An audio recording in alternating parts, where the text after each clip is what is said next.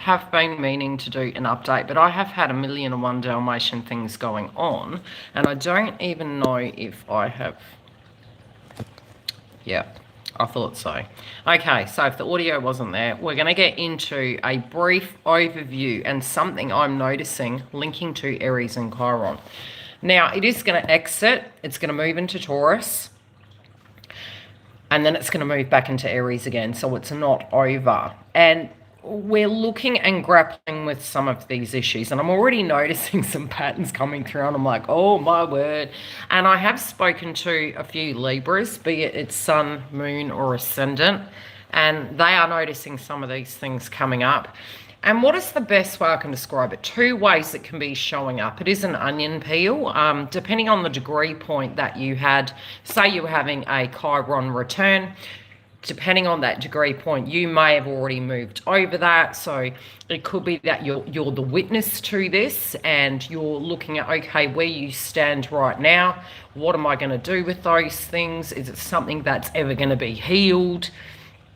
When is yeah, exactly. Is this ever going to be healed, so to speak? Now, sometimes it can be an insecurity. It could be a 3D thing. It could be a physical thing that you're going through. And sometimes what you can notice is that degree point and it being in Aries, it could be a physical injury, for example. That's one way it can show up. Now, how it can be showing up at an emotional level. I think the thing we need to understand is the intensity is going to start peaking, A, because the nodes are about to move, and it is Pisces, and so Pisces can feel quite literally an ending is coming, and we can have a lot of associated emotions connected to that. Chiron is, and animals are going to play up. Mine has been Adolf Hitler. She's doing my head in. She's high maintenance. No. You can wait. So you're going to have the, Mercury retrograde. I'll feed her or she just won't leave us alone if I can move. So you'll have Chiron moving through. Some of the things can activate you. It can get to a point where you want to roar. You want to actually express how you feel. It's sort of like, excuse my French, effort moment, where you've got a lot of things to say about how you feel about circumstances. Because Saturn and Neptune are there, you could feel disillusioned. Are you going left? Are you going right? Are you trapped? Are you restricted? It can be very psychological. And so how you can witness things at the moment is that you could be projecting or people could be projecting towards you. And I was talking to a fellow subscriber today about this subject and how do we hold space and be an unconditional. Unconditional does not mean be a doormat. Unconditional is what we all want collectively, but generally how it shows up is not necessarily that you agree with that individual, but you are empathetic and understanding enough to get that they have an emotion going on. We all directly at the moment do have something very, very big in a way coming through. Does that make sense? So can we become a bit self-centered during this transit? I would say yes, because all of a sudden it's like, fuck this. I just need to move forward. And we've got to understand that these transits have held us back. And, you might even notice, and this is something that you're going to notice in your own life at the moment, there's so many layers to this onion. It's just not Chiron. It's Chiron. It's, Mercury going retrograde over Cancer. And the frustration is going to be some of these things are going to crop up. And we're going to have revelations about this further into July. Closures, outcomes, etc. in July. On top of that, Jupiter moving into Leo. So, we had the conjunction point this month. And so these moving parts are stirring up a hornet's nest. They're stirring up some realities. We're starting to have some revelations in our life. We feel very frustrated. Now, it has always been said that once we move with the nodes, the energy is chalk and cheese. It's totally different.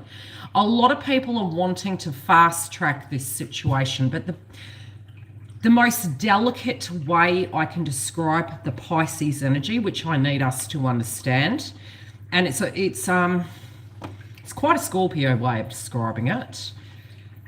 because we need to look at the shadow of what, in some ways, Pisces is. If we were to look at a clock and you go around the clock and you hit 12, Pisces is the 12th. It's very spiritual. It's the ascension process. It's spiritual. It's gurus. It's the psychology associated to things. We can have habits that we're grappling with at the moment. You know, it could be medication. It might be you're hitting the caffeine too hard. You need to be really careful at the moment because our nervous system is going to be extremely overstimulated. So, you know, keeping your P's and Q's, hydrating where you can, removing yourself from the white noise, unpacking things, you know, because we're in the year of the horse as well. What you don't want to do is go into making major decisions. If something is activated in a circumstance, be it it's now moving into the Mercury retrograde and the direct, and, you know, just anything major happen, if you can afford yourself 2 to 3 days, do such. If you can't, breathe, count to 50, ask for a second to reflect, and then step into the choice you need to make, okay? Cool. Feelings aren't though. Okay, separate.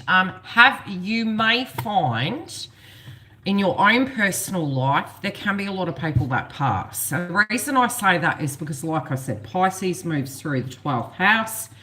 And these can be in different ways, okay? This can be, you know, health reasons. It could be, yeah, I don't want to go into it, but especially where it comes to, you know, older people, caring for them, looking after them, making sure you're checking in with your family. What you want to do is to be aware of that and to stay present. Sometimes what it can signify is a reality that maybe we need some emotional support. It could be that we're feeling stuck with Chiron transitioning and we're needing to look at, okay, I'm really stuck. I think with it moving into Taurus, it's going to give us a little bit of a reprieve, but some triggers in a different area can come up. Our confidence levels, to do with Venusian energies, which is money, finances, agriculture, our heart-centered energy.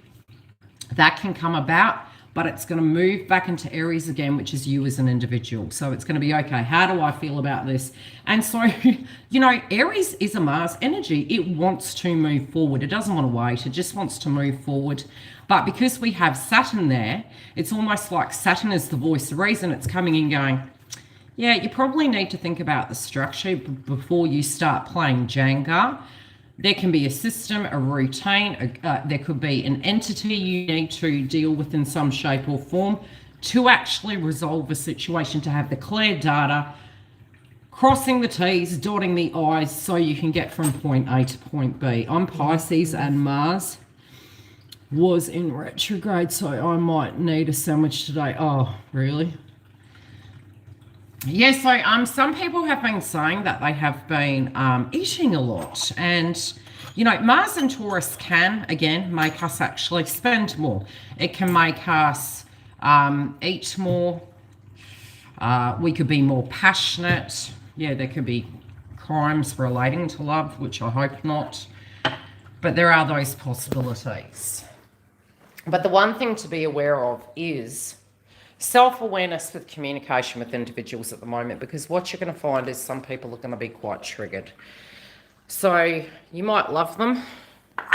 You might have your own feelings. I do see that a lot of people are going to start standing up for themselves. So if they feel that somebody is overstepping the mark or being disrespectful, they're more than likely going to have their own word about it. And it is about that assertiveness of Aries coming through, the confidence, not the narcissistic tendencies, the assertiveness coming in and saying, hey, that's not acceptable. You can't speak to me that way. So if that is happening to you, you're probably right on cue for it. But you also could be looking at, okay, we're transitioning through a healing process. We're moving into a different kind of subject matter now. We're going to be looking at the wealth, etc. More than likely, we're going to have quite a clear signature moving into August, but July can be quite large because we are having the nodes move. So if you're kind of getting to a space where you feel the sky's going to fall down, something's moving, something's shifting. There is effectively a lot of moving parts at the moment. I mean, I cannot describe how this week has been for me. It's been bullshit, to be perfectly honest. And just roll with it, do the best you can, try and tackle the things that are important. If you feel really foggy, you know, write down the things you need to address. Write down the things that you think are the utmost of importance. If you have been on the fence about something, step back and look at it as a painting and say, okay, what do I need to deal with right now? You can usually see it in your chart, but you're going to know in your life regardless. It's going to come up and it's going to be something that you're directly grappling with at the moment. Like I said, you can be in the Mercury retrograde dealing with your place of residence where you live. It could be something to do with your home and your family, inner emotions. You know, the moon alone generally governs how we emotionally feel. A lot of crosswise with our emotions. We may not know that we had unresolved emotions. Some of these things can go back to, all the way to your childhood. It could come back all the way to a place you used to live. You may be thinking about returning. You might hear from people from the past, family, etc. You could be looking at doing renovations, repairs, or refinancing it potentially could be, but it will be something to do with your home, your family, your parent energy, your emotions of how you feel. And then again, it will depend on where it falls in your zodiac sign. So it's going to bring other subject matters, but regardless at a collective level, it is still going to bring up those signatures. What I have seen, like I mentioned, because the nodes are moving out of Pisces, the best way to describe it is we are going to a funeral, okay? Now, does that mean literally? For some, yes, it could be. For some, it could be a spiritual thing. It's the emotions connected to how long it's taken us to get to where we are. It's the emotions connected to maybe an old cycle leaving, even if you didn't want it to. It's the feelings that we had in our childhood to now. And for most of us, we've kind of been moving from one cycle to another, and it's taken an awful long time. So we're very fatigued, we're very over it, and we want some reciprocity. Empathy can crop up, but also in the same token, the selfishness can come through. Now, is it selfish to care about what you need? No, it's not. You have to take that into consideration. So, you're going to be grappling with ethics and morals over also, I can't discount myself. And that's Aries in the collective energy. So it's like, well, hang on a minute. Yes, but how am I showing up? So the factor that we are having a Mercury retrograde is good because it means we can go, okay, how do I feel about that? So that we're cognitive. Some things are directly just going to happen regardless without our choice. The other thing is, it's going to give us an opportunity to sit with the emotions with the Chiron and Aries and to the Chiron and Taurus, and how do I feel about this? What are the 3D things that you're wanting to achieve, and, what direction are you going to go? The moon alone in general governs how I feel, yeah. You're a dog. So yes, women can be changing, especially because we do have Juno retrograde at the moment. Certain zodiac signs, I believe, will probably feel it more profoundly. We're definitely going to see a large change with Aquarians, Leo as well. And, for the people that are Virgo and Pisces, you guys are coming to an end of that cycle. So it's almost like, okay, well, when am I going to get some reprieve? When am I going to get the goods out of this transit? You're going to find you will.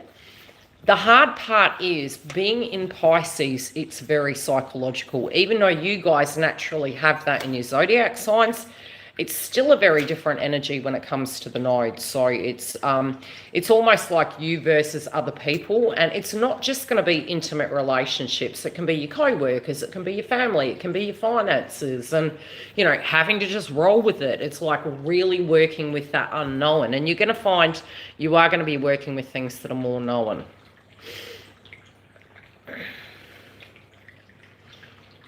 You're a dog. Anyway, I'm going to love you and leave you. I'll see you when I can. Like I said, I do have quite a bit going on at the moment. And I'll come to you with some of the other updates.